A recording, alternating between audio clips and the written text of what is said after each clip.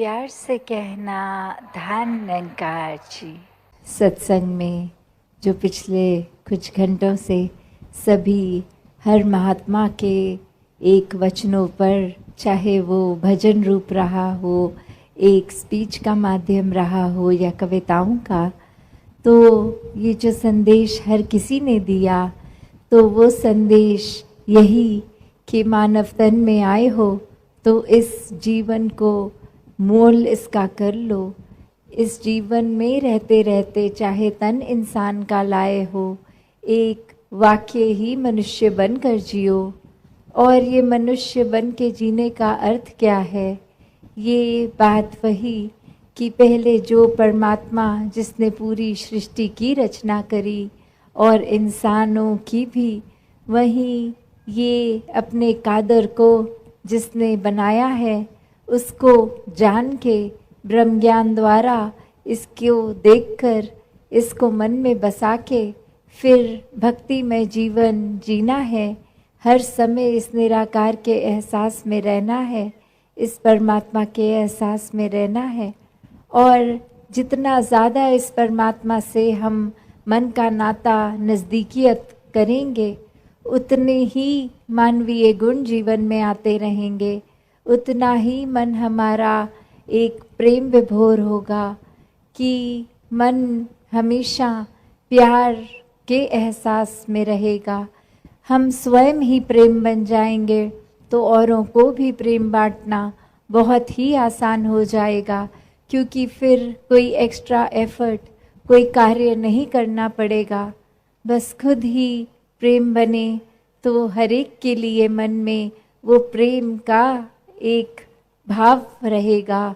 किसी की कोई चाहे अच्छाई हो बुराई हो, कोई कड़वे वचन तक बोल देता है तो संत हमेशा एक प्रेम से उसके साथ पेश आते हैं कि एक नज़रअंदाज वो गलतियों को करना, एक मन को अपने खराब नहीं करना क्योंकि किसी ने खराब भाषा का प्रयोग कर दिया। ऐसे अन्य रूप जो एक प्रेम भक्ति का भी एक साधन, ये परमात्मा कि कैसे ये परमात्मा को प्यार करते चले जाएं तो ही वाक्य में एक जीवन का हर समय भक्ति में करते चले जाएंगे। फिर अलग से कोई समय नहीं निर्धारित करना पड़ेगा कि दिन के इतने बजे से इतने बजे तो हम भक्ति करेंगे, बाकी समय तो हम व्यापार पाठ पूजा एक और अन्य काम करेंगे। नहीं, हर समय की भक्ति करनी है, एक कुछ सीमित नहीं, क्योंकि जब एक हम भक्त हैं तो कुछ पलों के भक्त नहीं, हर समय के भक्त हैं। और सोते जागते उठते बैठते खाते पीते कुछ भी करें, वो भक्ति का अपने आप रूप ले लेता है जब हर कार्य जो किया गया हो इस परमात्मा के एहसास में किया जाए। फिर अपने आसपास के दोस्तों मित्रों के घर परिवार के अंदर भी फिर हम चाहे एक रोज़ाना ज़िंदगी के ही कुछ पहलू क्यों नहीं बिता रहे हों, वो एक हमारे आचरण में जब प्यार है, हमारे मन में प्यार है, तो वो भी कार्य सेवा बन जाता है, भक्ति बन जाता है। तो कैसे एक भक्त हैं तो हर समय के भक्त बन के रहना है। फिर अगर कभी ना कभी किसी सिचुएशन में कुछ कभी गुस्सा या कोई और चीज़ भी आ रही है तो कैसे उसको अपने ऊपर हावी नहीं होने देते भक्त। एक वो बात वैसी कि कोई चीज़ आई और छू कर चली गई, एक टच एंड गो वाली बात, तो कैसे उसको अगर कुछ हो भी रहा है तो उसको मन में नहीं बिठाना, मन में घर नहीं करने देना, बस उसी समय अपना ध्यान वापस इस निराकार में जोड़ लेंगे तो कैसे कोई भी विकार हावी नहीं होते और मन हमेशा ये प्यार में ही रहता है। और जैसे सत्संग के दौरान बार बार इसी प्यार का जिक्र हुआ कि एक परमात्मा का ही रूप हो जाते हैं जो प्यार करते हैं, एक लव इज़ गॉड वाली बात कि प्यार ही परमात्मा है। और कैसे एक फिर बात वही कि उदाहरण के तौर पे एक कहानी कि एक इंसान अपने बहुत सालों का एक विद्वान बनकर कोई भी उसने ऐसी कोई किताब, चाहे वो एक आध्यात्मिक किताब हो या दुनियावी किताब हो, कोई भी किताब ऐसी छोड़ी नहीं जिससे एक मन का विकास होगा, बुद्धि का विकास होगा, एक आध्यात्मिक विकास होगा। पर बात वही कि परमात्मा जीवन में नहीं, और कैसे फिर वो एक संत के पास जाके यही बात कि एक परमात्मा को एक जानना चाहते हैं, और आगे से वो संत का एक ही सवाल कि क्या आपने अपने जीवन में प्रेम अनुभव किया है, या क्या आपने किसी से भी कभी किसी रूप में प्रेम किया है। और बात वही कि वो इंसान आगे से जवाब में कह रहा है कि प्रेम के ऊपर तो बहुत किताबें भी पढ़ ली हैं, इस परमात्मा के ऊपर भी बहुत अध्ययन किया है। तो फिर उस संत का फिर से वही प्रश्न कि जीवन में प्रेम है कि नहीं है। तो बात वही कि इसमें चाहे कहानी के एक एसेंस तो यही कि बार बार जब उस संत द्वारा ये इंडिकेशन, ये इशारा प्रेम की ओर ही आता है कि जब परमात्मा तक पहुंचना है तो साधन प्रेम ही है।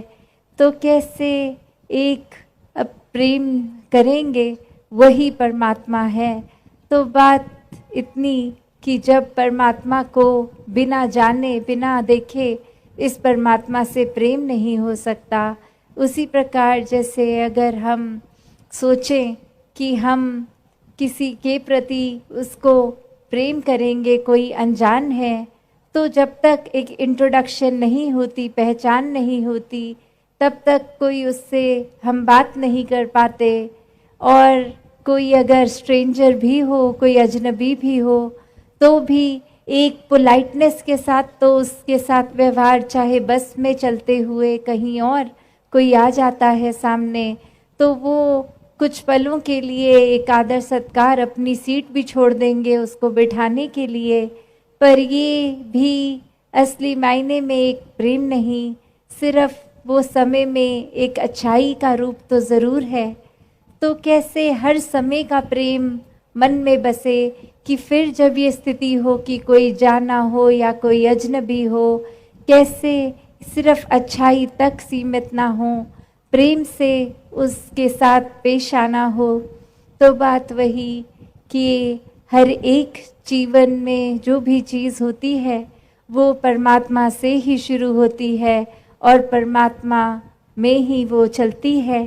तो कोई भी बात के आधार को अगर हम परमात्मा इस निराकार को बनाएंगे तो वहाँ हर एक से प्रेम करना संभव होता है, क्योंकि उससे प्रेम हो गया जो हर किसी में है, कण कण में है, पत्ते पत्ते में है, पूरे ब्रह्मांड में है।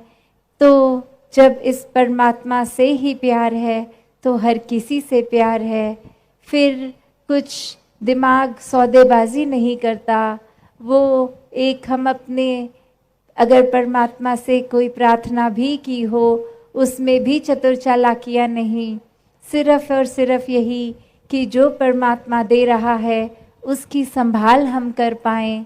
जो परमात्मा ने दिया है वो चाहे एक शरीर की पीड़ा भी क्यों ना हो, उसको भी कैसे एक वरदान मानना है।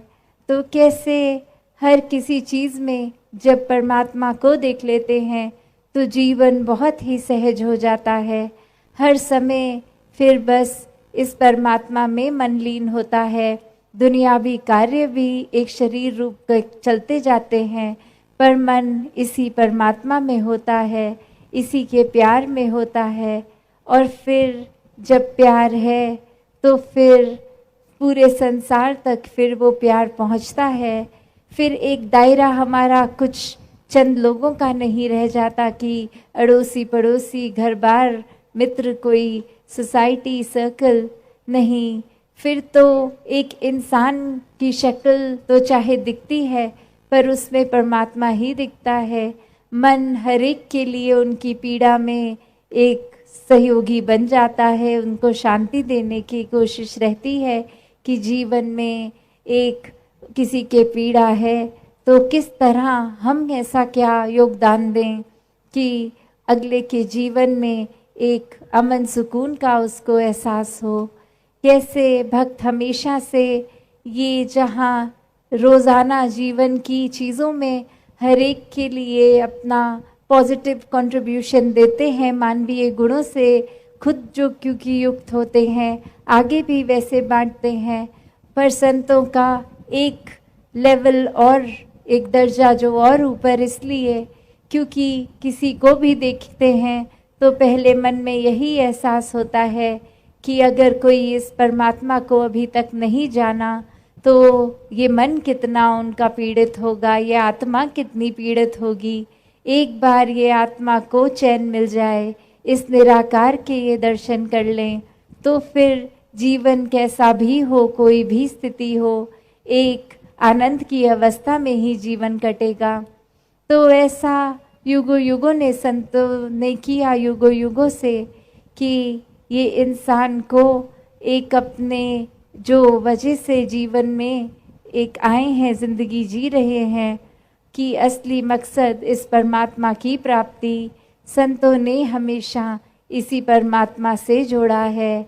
और इसी तरह कहा कि ये कार्य संसारी, चाहे आप कुछ भी कर रहे हैं, एक जिस तरह एक छोटे बच्चे को स्कूल के बाद, एक स्कूल के समय से ही थोड़ा प्रोत्साहन भी दिया जाता है कि अच्छे से पढ़ाई करो, आगे जाके कुछ बनना है, फिर आगे पारिवारिक जिम्मेवारियां इत्यादि।